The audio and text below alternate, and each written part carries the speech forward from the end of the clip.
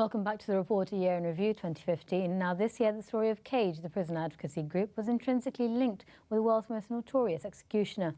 Earlier in the year, the man responsible for beheading Western hostages was revealed as Mohammed Emwazi, a client of Cage's before he joined the Islamic State Group. Khalil Charles takes a look at the revelation and its impact on Cage. Operating from offices in London, over the course of a year, the group's name was to catapult into the headlines for its association with a young Kuwaiti-born British man dubbed by the tabloid press Jihadi John. Here, he is seen taunting President Obama and laying the blame on the West for the need to end the lives of Western hostages. I'm back, Obama, and I'm back because of your arrogant foreign policy towards the Islamic State, because of your insistence in continuing your bombings in Al-Madli, Zummar and the Mosul Dam, despite our serious warnings. You, Obama, have yet again, through your actions, killed yet another American citizen. On the 27th of February, the government announced that Mohammed Emwazi was in fact Jihadi John, the same man that would walk through the Cage offices, troubled by the unwanted attention of the security services. He was trying to get his life back to normal. In the first instance, he was just worried about why he'd been stopped from travelling. He'd just finished his degree. He was going on safari in Tanzania. And in the first instance, it was just about sort of making sure that everything else would be okay. The security services had threatened to get in touch with his fiancée, and so he was concerned about making sure that he'd be able to live his life. As time went on over the 2-year period in which we were engaging with him, more and more things happened and his case got more and more severe as the security services continued to harass him. Whether or not the treatment of the security forces became the motivating factor for Emwazi's growing isolation, the pressure led him to change his name and to move to Syria. Emwazi's CV of murder spanned 5 gruesome months in which he featured in videos beheading American journalists James Foley, Steve Stotloff and the British aid workers David Haynes and Alan Hennings. We had campaigned massively for Alan Henning, one of Mohammed Emwazi's victims, and we'd campaigned for his release and done a huge amount of work on that. So it was very shocking to me that the crimes that he'd committed. And then in 2010, his father calls him... To Cage, Emwazi was just one of tens of clients on their books who had sought help from the group. Asim Qureshi, the group's research director, at a hastily held press conference, expressed his utter dismay. There seemed to be no correlation between the man thought responsible for beheading Western hostages and the man who he had come to know. It's difficult for me to say that, yes, these two people are exactly the same. Because there's one character that I remember, one person, one young, kind person that I remember, and then I see that image, and there doesn't seem to be a correlation between the two. You know, and this is... Sorry, it's quite hard because... You know, he's such a... I'm really sorry. I didn't expect... he was such a beautiful young man. Really.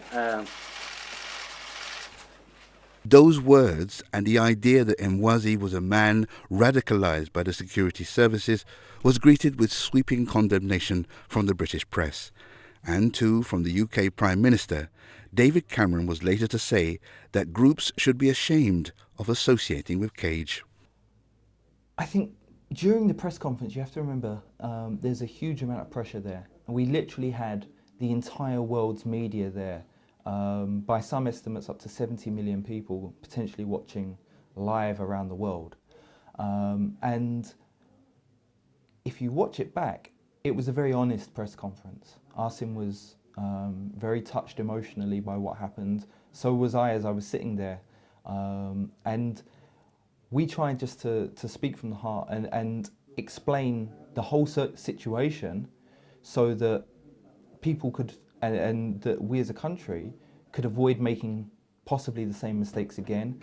An independent inquiry commissioned by Cage concluded that the press conference was not planned, not structured and not scripted. Instead, the press briefing became a lecture.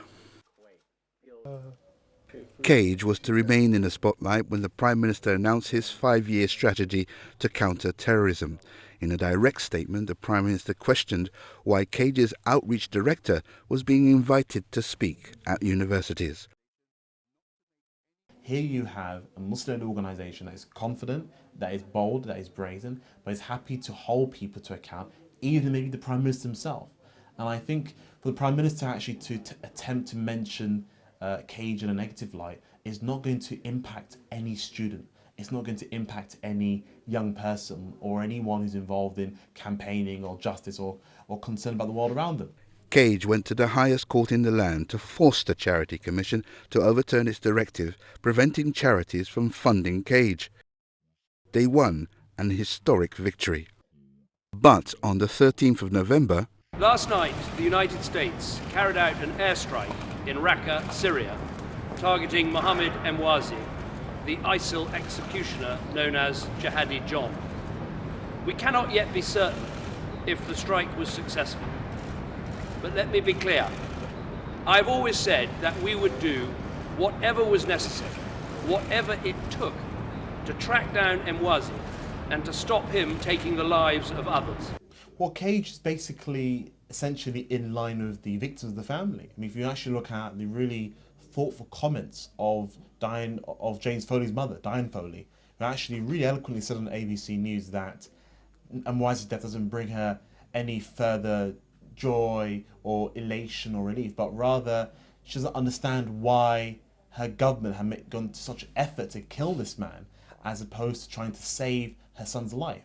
I think that's the kind of questions that we should be asking. 2015 has now come and gone, but for Cage, the fight to protect the rights of those affected by the war on terror continues. Here's Kerry Bullivant. 2015 has been a very, very big year for Cage. Almost uniquely, we're setting the agenda as well as commenting upon it. And on that ride, it's been a roller coaster. There have been some highs and some really positive, strong points, like winning that case against the Charity Commission. And there have been some hard moments when some hard questions have been asked of Cage. But I think, speaking for the whole team, we learn from it, and we place our trust in Allah, subhanahu wa ta'ala, that we're doing this with openness and sincerity, inshallah, that we're trying to make the situation better and move towards what ultimately is what we all need, conflict resolution.